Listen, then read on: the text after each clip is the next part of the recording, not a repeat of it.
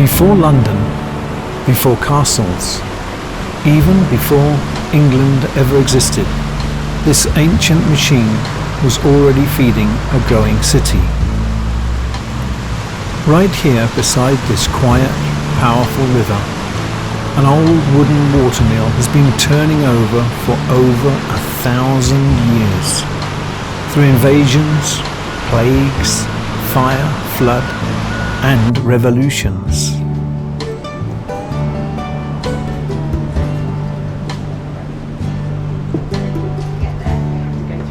we would have had to have charged them to come in to use the cafe. Yes, so basically, yeah, people just needed to. Kings rose and empires fell, but this old mill just kept on grinding.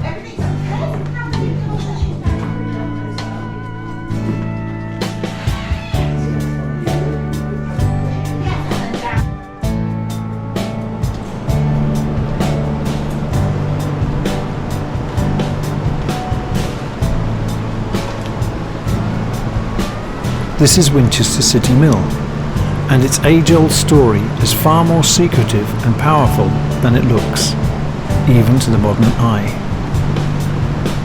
Because this isn't just any old historic building.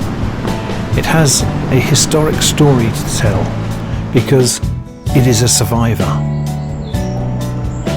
At first glance, it's just a quiet old mill beside a river. But listen closely, and you'll hear 1,000 years of history churning over with the water.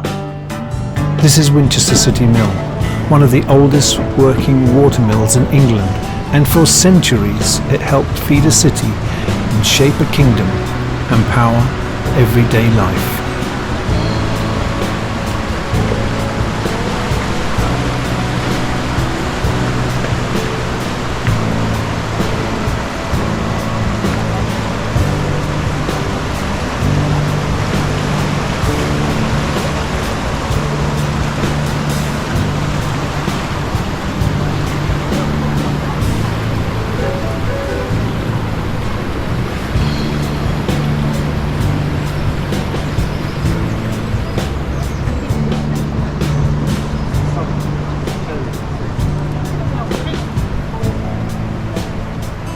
The story begins over 1,000 years ago in Saxon England.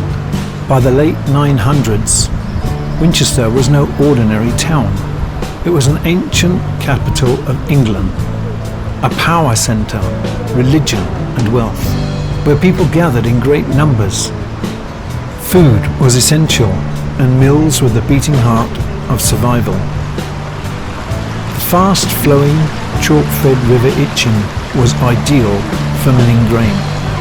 Early mills stood here long before stone walls or brick facades and simple wooden structures, harnessing the river's relentless river force existed. Every turn of the wheel meant flour. Every sack of flour meant bread. And every loaf of bread meant life.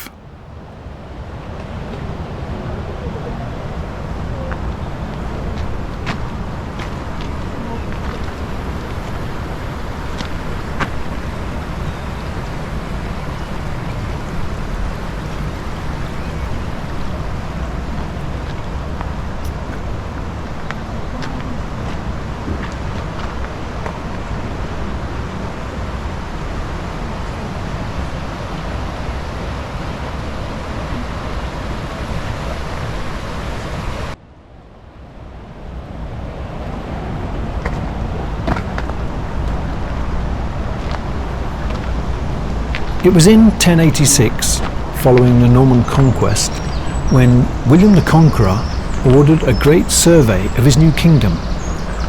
This was the creation of the Domesday Book. And there it is.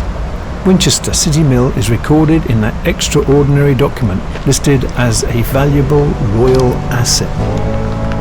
Not just a building, but a source of income, a source of control and of power. At this time, the mill belonged to the Bishop of Winchester, one of the most powerful men in England.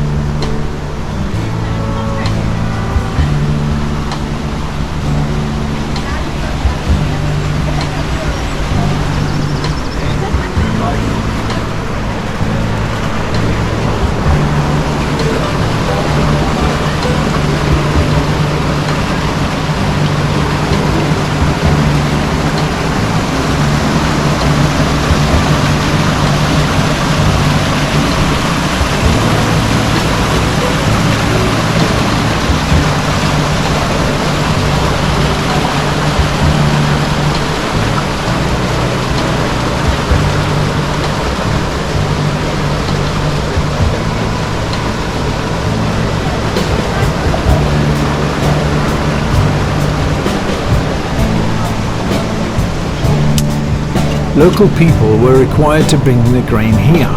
The miller took his portion, known as the multure, before returning the flour to the baker's oven.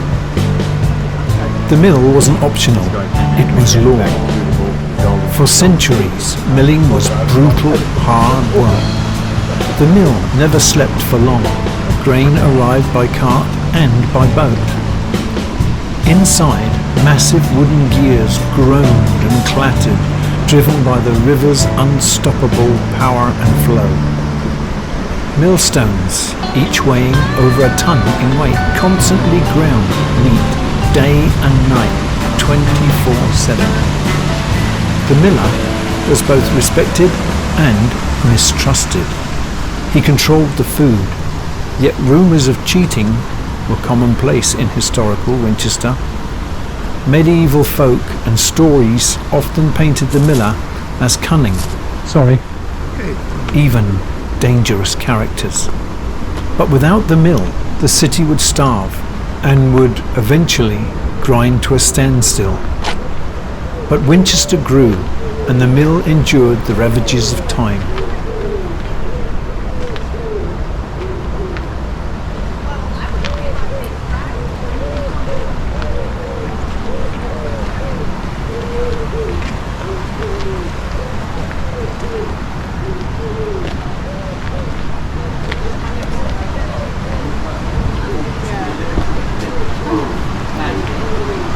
Over the centuries, the mill faced disaster after disaster, again and again.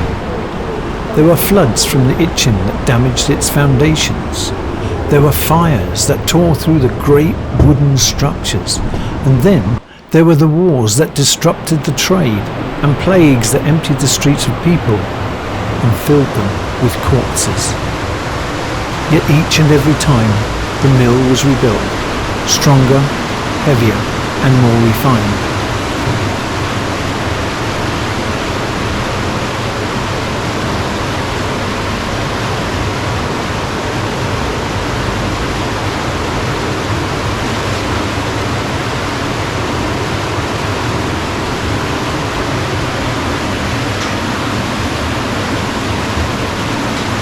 By the 18th century, the mill we see today began to take shape. It was rebuilt in brick and stone. New machinery placed older wooden timbers. Iron strengthened the gears. Efficiency was the new era. This wasn't nostalgia, this was survival in an industrialized age. As steam engines and factories spread across Britain, many older traditional water mills vanished into history. But Winchester Mill adapted. It remained in use well into the 20th century, producing flour commercially for the city. Whilst the modern world kept rushing past its doors, Winchester City Mill kept churning. Few mills can claim such a continuous working life. Winchester's water wheel kept turning, while empires rose and fell. In 1928, after nearly a millennium of service, the tired old mill finally fell silent, exhausted by time. Industrial milling had won the crown. Cheaper flour was at hand. Much faster industrial production, larger factories that pushed the old mills way back into the past.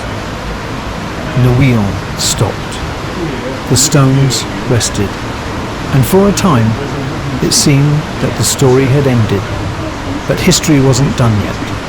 In the late 20th century, the mill was rescued and lovingly restored. Careful conservation brought the machinery back to life, not for profit, but for memory. Today, the watermill turns once more, not to feed a city, but to remind us where we all came from.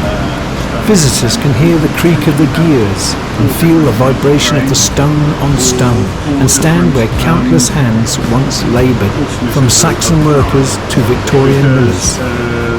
Winchester City Mill just isn't an old building. It's a reminder that history isn't locked in books. It is alive and thriving. It flows, it turns, and it survives. This is quernstones, is it? Well, these are millstones. Oh, these are mill. Oh, These are right. millstones. Right, okay. And the stones, they're upstairs, but the stones that we have at the moment are ones that were manufactured in Holland about 10 years ago.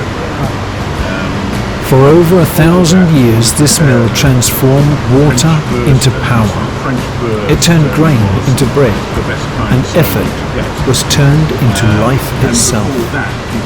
And as the River Itchen continues its quiet journey through the city, the mill stands, patiently waiting, and enduring, and alive with stories of old. Yeah.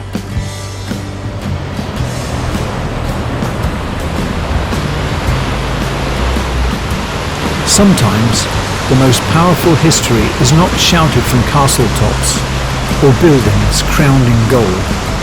Sometimes, it simply turns with the flow of a gentle river.